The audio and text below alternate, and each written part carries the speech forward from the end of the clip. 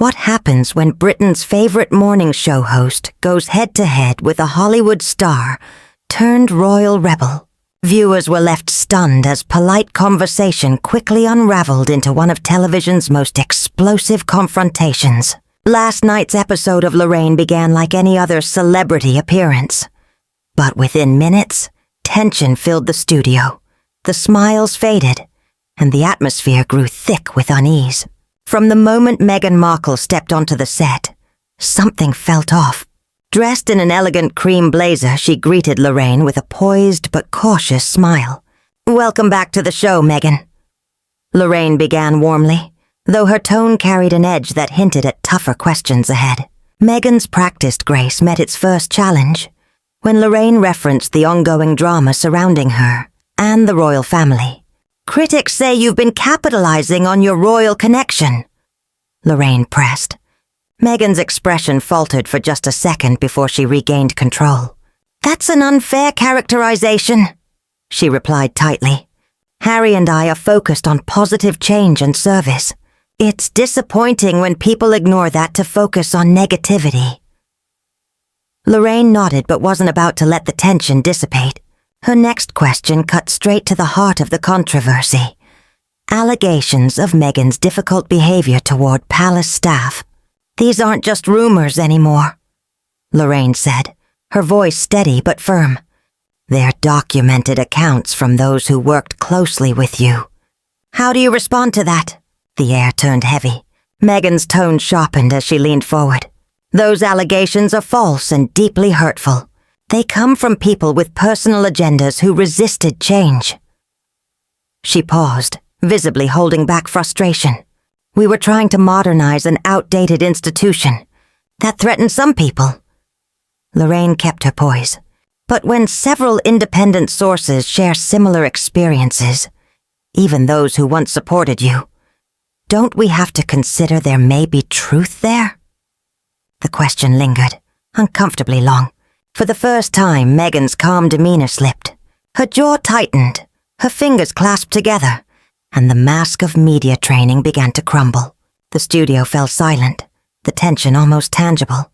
What began as a friendly interview had turned into a psychological standoff. Two women, both seasoned in public scrutiny, refusing to blink first. Viewers across the UK watched in disbelief as the morning show transformed into a viral television moment that would dominate headlines for days. Lorraine leaned forward, her tone calm but unrelenting. "Your former secretary, your personal assistant, even several charity leaders you've worked with. They've all shared remarkably similar stories." The tension in the studio was thick enough to cut. Meghan's famously polished composure was starting to crack, and her voice wavered between control and frustration. "Lorraine, I'm honestly shocked that you'd give weight to these kinds of attacks," she said sharply. "I came here to talk about the work Harry and I are doing, not to be ambushed with recycled gossip and character smears. These are people who were threatened by our success, by our desire to do things differently." The word ambushed landed heavily. Lorraine raised an eyebrow, her professionalism steady but her expression firm. She'd interviewed thousands of celebrities and politicians. She knew a deflection when she saw one. "This isn't an ambush, Meghan," she replied evenly. "These are legitimate questions that the public deserves to hear answered. When you choose to remain in the public eye and speak openly about your experiences, these topics naturally become fair game. I'm simply asking you to address documented concerns raised by credible sources." Meghan's jaw tightened. Her tone took on a scolding edge. "I think your characterization of documented concerns is misleading. What you're referring to are leaked stories and anonymous quotes, strategically placed to damage our reputation during one of the most vulnerable periods of our lives." Lorraine leaned back slightly, unimpressed. She had covered royal affairs long enough to recognize when someone was spinning a narrative. Meghan's polished media training was colliding headfirst with a journalist who refused to be managed. "But surely," Lorraine pressed, You can understand why people might be concerned when the same patterns emerge across different parts of your life. Your staff, your charities, even your public interviews. Doesn't that at least call for a bit of self-reflection? That question changed everything. Meghan's mask slipped completely. The calm, graceful poise vanished as her voice rose, filled with disbelief and anger. Self-reflection? Lorraine, I think you need to reflect on what you're doing here. You're sitting there repeating vicious lies and dressing them up as facts. This is exactly the kind of toxic behavior that drove us out of the UK in the first place. Lorraine's expression hardened instantly. Decades of reporting had taught her when to stand her ground. Toxic behavior? She repeated, her tone sharp. I'm doing my job as a journalist. These aren't lies, Meghan. These are credible reports from people who work directly with you. If asking fair questions feels toxic to you, perhaps you're not ready for the level of scrutiny that comes with maintaining a public platform. The studio fell into a charged silence. Crew members froze behind the cameras, unsure whether to intervene or let the drama unfold. Meghan's face flushed red as she leaned forward, her voice shaking with fury. Our chosen public platform? We were forced into the spotlight by circumstances beyond our control. Everything we've done, everything, has been about protecting our family and creating positive change. Yet people like you twist our motives, turn our pain into headlines, and then pretend it's journalism. Lorraine didn't flinch. The clash between royal defiance and journalistic resolve had turned a routine interview into a historic on-air confrontation, one that would dominate social media within hours. Lorraine's patience had finally run out. Her reply came with the sharp, unfiltered honesty that had defined her decades-long career. Forced into the public eye? She repeated, her voice steady but edged with steel. Meghan, you've given paid interviews, signed multi-million-dollar book deals, launched podcasts, and maintained a steady media presence. No one forced you to do any of that. You can't have it both ways. You can't profit from the spotlight and then claim to be its victim.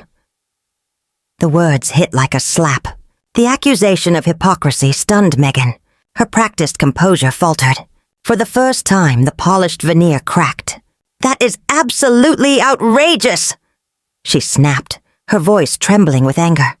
How dare you suggest we've profited from our pain? Everything we've done has been about survival, about protecting our children from the same toxic environment that destroyed Harry's mother. She leaned forward, eyes blazing. The fact that you can't see that says everything about who you are. The invocation of Diana's name landed heavily, calculated to win sympathy. But Lorraine had seen enough of media manipulation to recognize the tactic instantly. Her response was firm, cutting, and devastatingly direct. Don't you dare use Diana's memory to deflect from accountability. Lorraine shot back.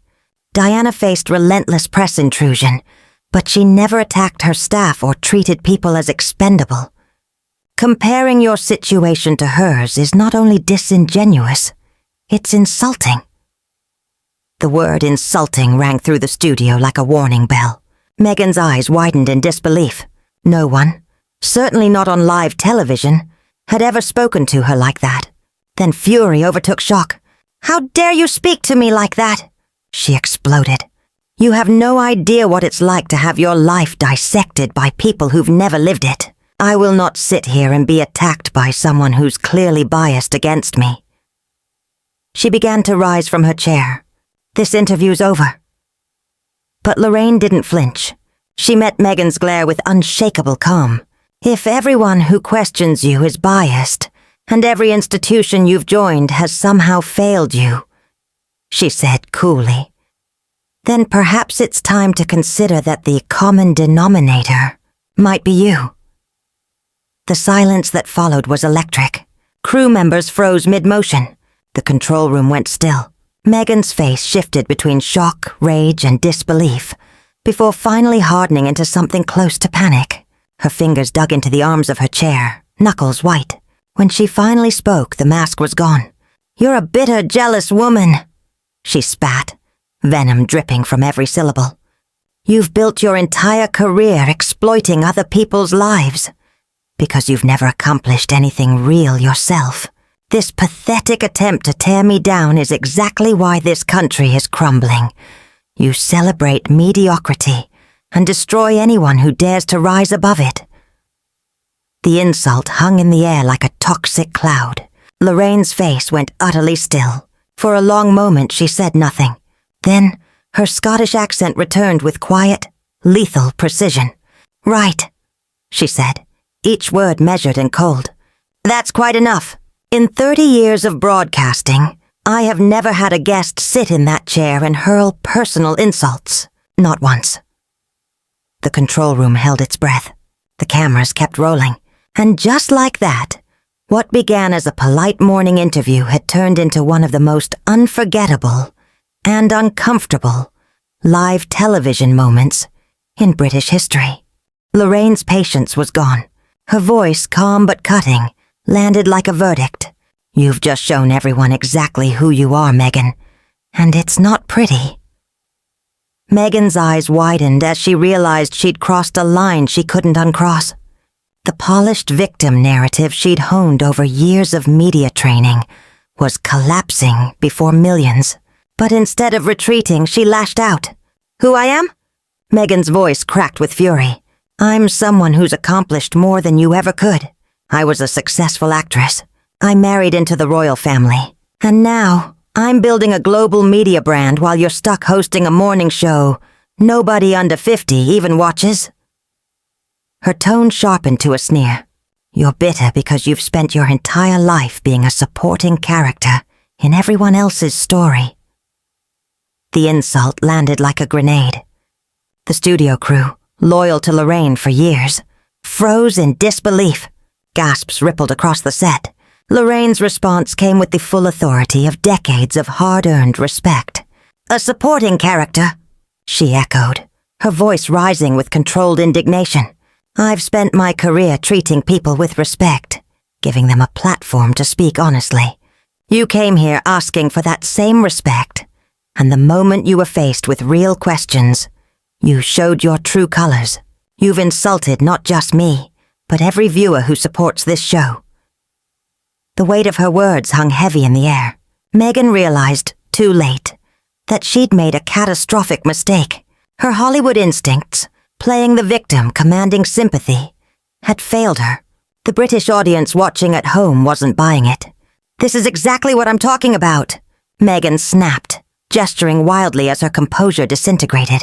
"You twist everything I say to make me look bad. I came here in good faith to talk about positive work, and you've turned it into a smear campaign. This is why Harry and I left, because of people like you, who can't stand to see others succeed." Lorraine had heard enough. Rising from her chair with commanding calm, she delivered the line that would become the defining moment of the interview. "No, Meghan. This is why people struggle to work with you," Lorraine said, voice sharp but steady. "When someone asks you a real question, you attack them. When presented with evidence, you cry victim. When held accountable, you lash out. You've just proven every single criticism made about your behavior, and you've done it live on television." The words hit Meghan like a physical blow. Her expression shifted through rage, disbelief, and something close to fear. The image she'd so carefully protected was unraveling in front of millions. "I will not sit here and be lectured by someone who made up her mind about me before I even walked in," she snapped, her voice trembling.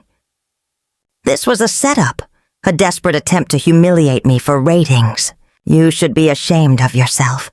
And this show, this entire show, should be ashamed of what it's become." Lorraine's reply was quiet, but final. "The only person who should be ashamed is you, Meghan. You can't handle criticism. You attack anyone who disagrees with you. And when things don't go your way, you blame everyone else. That's not royal behavior. That's not even decent behavior." Silence. The kind that feels endless. Meghan looked around, searching for sympathy. But every face was frozen in disbelief. There would be no rescuing this moment. She had lost control of the narrative completely. "This interview is over," she declared, standing abruptly and fumbling with her microphone. "I will not be treated this way. Especially not by some provincial TV host who wouldn't recognize real success if it stared her in the face. You've just made the biggest mistake of your career." Lorraine didn't move. She simply watched as Meghan's shaking hands yanked the mic free and tossed it onto the chair. It bounced off and clattered to the floor. "The biggest mistake," Lorraine said calmly, "was yours. You were given a chance to show grace and honesty. Instead, you chose arrogance and hostility. That tells the world everything it needs to know about your character." Meghan turned on her heel, voice rising as she stormed toward the door. "You'll be hearing from my lawyers. This was defamation, pure and simple. You'll regret this." Lorraine faced the camera, her professionalism unbroken. "Ladies and gentlemen," she said, voice steady, "I apologize for what you've just witnessed. In 30 years of broadcasting, I've never seen such blatant disrespect on this stage.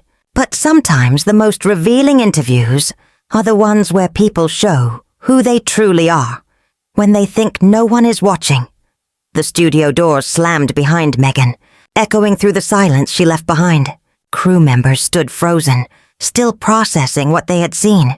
Lorraine smoothed her notes, exhaled and gave a small, knowing glance to the camera. Her composure intact, her authority absolute. The confrontation was over. But by morning it would be the only thing anyone was talking about.